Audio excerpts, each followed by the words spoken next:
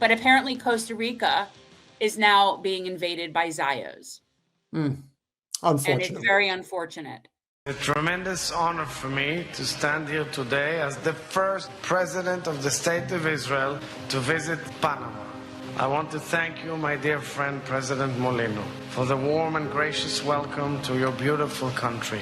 We will never forget how Panama stood with the Jewish people at the dawn of our statehood, and we deeply appreciate Panama's friendship and support now, especially during these very challenging and complicated times.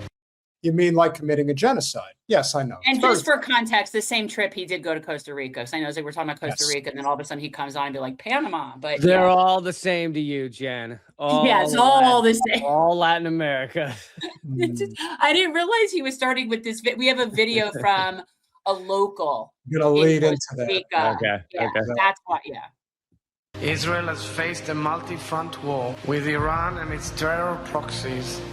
You mean the war that you started, or the genocide that you started? You know, tomato, it's all the same. Including Hamas, Hezbollah, and the Houthis. We did not seek this war, but we will defend our people.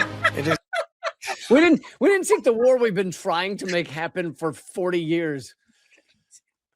We don't even know how it happened. We've just been calling for it for. Dude, we didn't ask for it. We're just sitting there minding our own business, doing our own thing, and it just happened. Honestly, I can't tell the difference between Mike Johnson and Herzog. I really can't. It is I can see that. I could see it. Yeah. Yeah, they're basically the same person. It's not our struggle alone. Iran's terror regime and its proxies reach far beyond the Middle East. Right here on Panama's soil, Hezbollah murdered 20 innocent civilians. Okay, how much you want to bet that is a completely bullshit story that never happened? It's just of course. Why would Hezbollah have any interest in Panama? Also, they care about 20 civilians. They've killed hundreds of thousands in Gaza. Honestly, that's the type of thing where somebody should basically call them out and say, look, it's one thing to try to pull some bullshit story in West Asia and say that Hezbollah did something in Lebanon. Of course, that's bullshit too. But to suggest that that's being done in the Central America islands, I mean, come on. That's a big reach there, buddy. What are you talking about? Well, the connected. No, Central America. It's called an isthmus. It's an isthmus. Which means that it's surrounded by water, but it's not actually in the water. It's an isthmus. Okay. Merry Isthmus. Yeah. Back in 1994, the international community cannot turn a blind eye to the chaos that the Iranian regime seeks to spread throughout the world. I believe that this historic visit will open a new chapter in the friendship between Israel and Panama. How long do you have to watch? Built on deeper economic Yeah, I know. I don't know. I wasn't expecting ties on so many fields. Yeah, Peter, this isn't good. People to people, and a shared action for a safer and a better world. Music too. It's terrible. It's terrible. Yeah, we don't want that.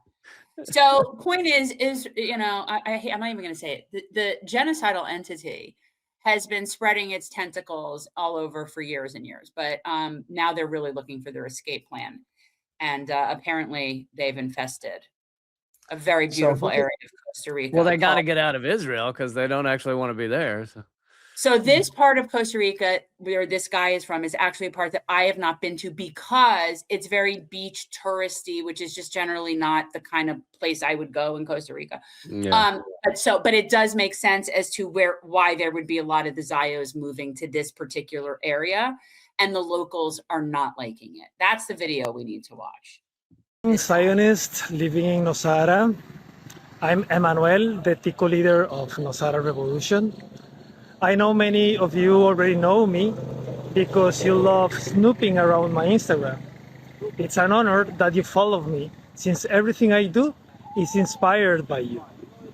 I'm greeting you from the Jones Market, where you've seen us protesting against the criminal Zionist ideology and the genocidal state of Israel, and where several of you have insulted and threatened us. Tell me one thing. How does it feel to be immigrants and act as if this land belongs to you? Well, how about it? Yeah. You know, we see this all the time, as I'm sure you have. So They- apparently he's been being harassed. They've been being harassed by Zios. All right, let it play. Just let it play. Does it feel good to believe the world is yours and that we, Goyim, must pay you homage? How does it feel to flee Israel, to take refuge in Nosara, thinking you'd escape the crimes your society commits in your name? What made you think Costa Rica is the paradise of oblivion?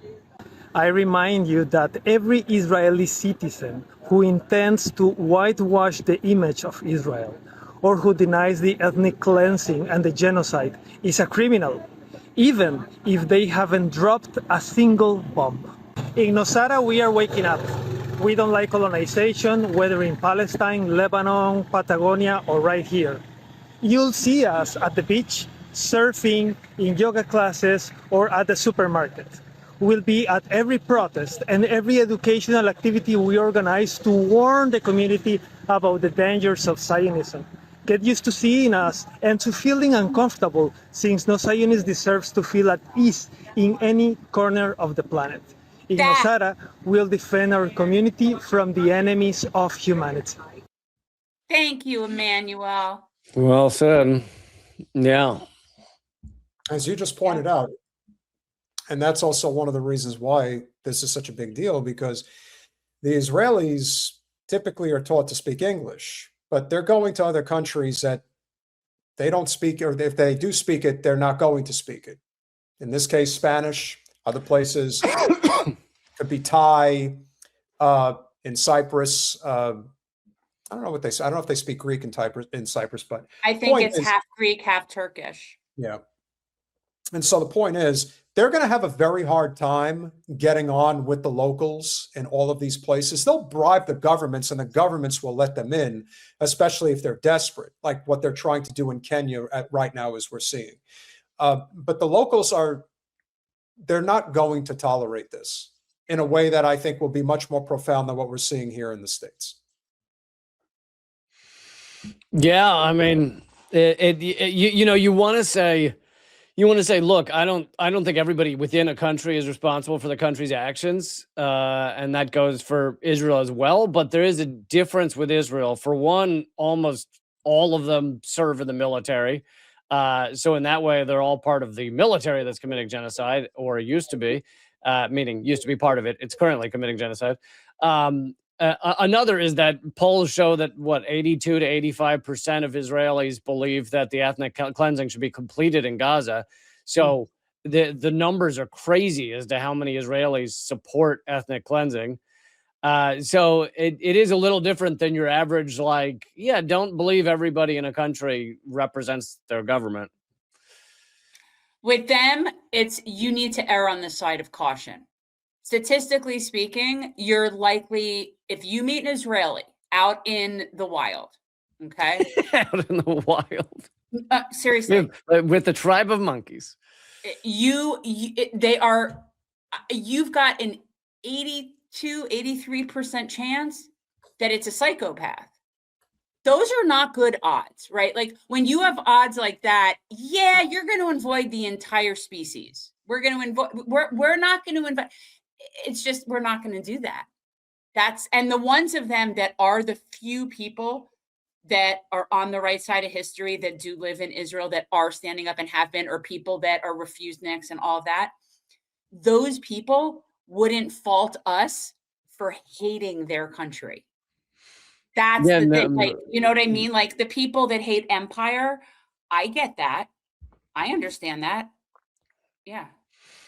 Yeah, the few that are fighting back against it in Israel, they understand why the world is painting most Israelis with a single brush. It's because the polls show that there's not that much difference in most of them, and the vast majority of them moved there as colonizers, and the vast majority of them served in the military. I hate the euphemism served. Sorry, we're in the military. And so yeah, exactly. Especially that military. They understand.